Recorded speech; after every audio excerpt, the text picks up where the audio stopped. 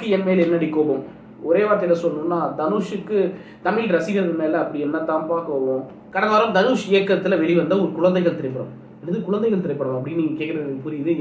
ஏன் அப்படி சொன்னேன்றதை சொல்கிறேன். வணக்கம், பேரன்புடன் உங்கள் விஜயம். இன்னைக்கு வந்து நம்ம நிலவுக்கு என் மேல் என்னடி கோபம் இந்த திரைப்படத்தோட விமர்சனம் பார்க்க போகிறோம். கடந்த வாரம் தனுஷ் இயக்கத்தில் வெளிவந்த ஒரு குழந்தைகள் திரைப்படம்.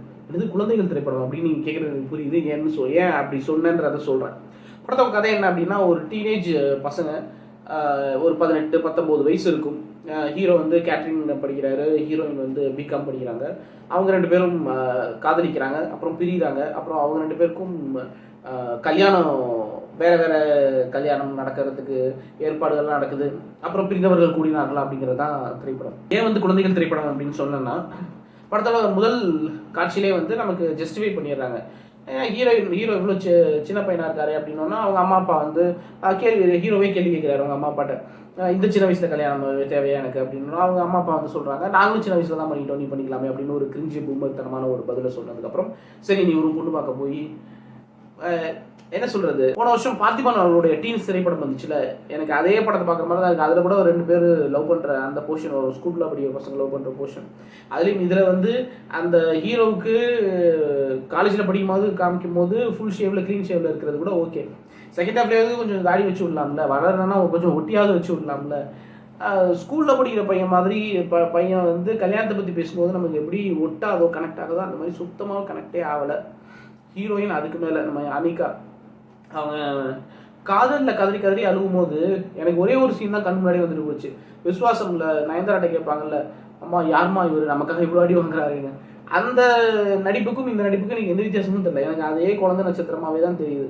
ஸோ அவங்கள்ட்டையும் சரி, ஹீரோயின் 2 பேர்ட்டுமே வந்து பார்க்குறதுக்கும் சரி, நடிப்புலையும் சரி, எந்த விதத்துலையுமே வந்து ஒரு குழந்தைத்தனம் போகவே இல்லை. பால் மனம் மாறா பிஞ்சுகளை கூட்டிகிட்டு வந்து ஹீரோயினை நான் போட்டு எடுத்த மாதிரி இருந்துச்சு.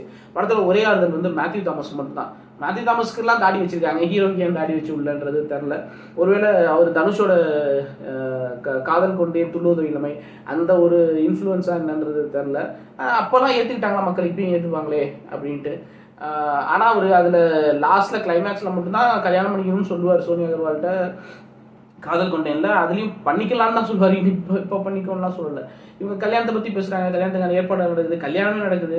அதெல்லாம் கொஞ்சம் கூட எங்கேயுமே கனெக்ட் ஆகலை, எதுவுமே நம்புற மாதிரி இல்லை. நான் சொன்ன மாதிரி படத்தோட ஒரே ஆறுதல் வந்து மேத்யூ தாமஸ் தான். மேத்யூ தாமஸ் வர எல்லா சீனும் ரொம்பவே நல்லா இருந்துச்சு. அதுக்கப்புறம் அஞ்சலியா வர ரம்யா செகண்ட் ஹாஃபில் அவங்களோட போர்ஷனும் எக்ஸ்ட்ராடினரியாக இருந்துச்சு. தனுஷோட டைரக்ஷனை எந்த வகையிலையும் குறை சொல்ல முடியாது. படத்தோட ஒரே மைனஸ், பெரிய மைனஸ், படத்தோட ஸ்டார் காஸ்ட் மட்டும். இதுக்குள்ளார நெப்போட்டிசம் கொண்டு வரலாமான்றது எனக்கு தெரியல. பட் நெப்போட்டிசம் தாண்டி பார்த்தாங்க கூட அனிகா வந்து நெப்போக்கிட் கிடையாது அப்படின்னு பார்த்தா கூட ஹீரோயின் வேற யாராவது 2 பேரை போட்டு, இது வந்து 2015 தனுஷ் நடிப்பில் சௌந்தர்யா இருக்கிறதா இருந்த படம். அப்போ கூட தனுஷ் பார்க்கறதுக்கு ஓகேவா தான் இருந்திருக்கும் இந்த ரோலில், அந்த ஹீரோ ரோலில். இவங்க 2 பேர் அந்த ஹீரோயின் ரோலில் வேற யாராவது போட்டு எடுத்திருந்தா கூட படம் ஓரளவுக்கு தேடி இருக்கும். மற்றபடி நிலவுக்கு என் மேல் என்னடி கோபம். ஒரே வார்த்தையில் சொல்லணும்னா தனுஷுக்கு தமிழ் ரசிகர்கள் மேலே அப்படி என்ன தான்ப்பா கோபம். இந்த விஷயம் பிடிச்சிருந்துச்சுன்னா லைக் பண்ணி, ஷேர் பண்ணி, கமெண்ட் பண்ணுங்கள். நம்ம சேனல் சப்ஸ்கிரைப் பண்ணுங்கள். அன்பை பகிர்வோம்.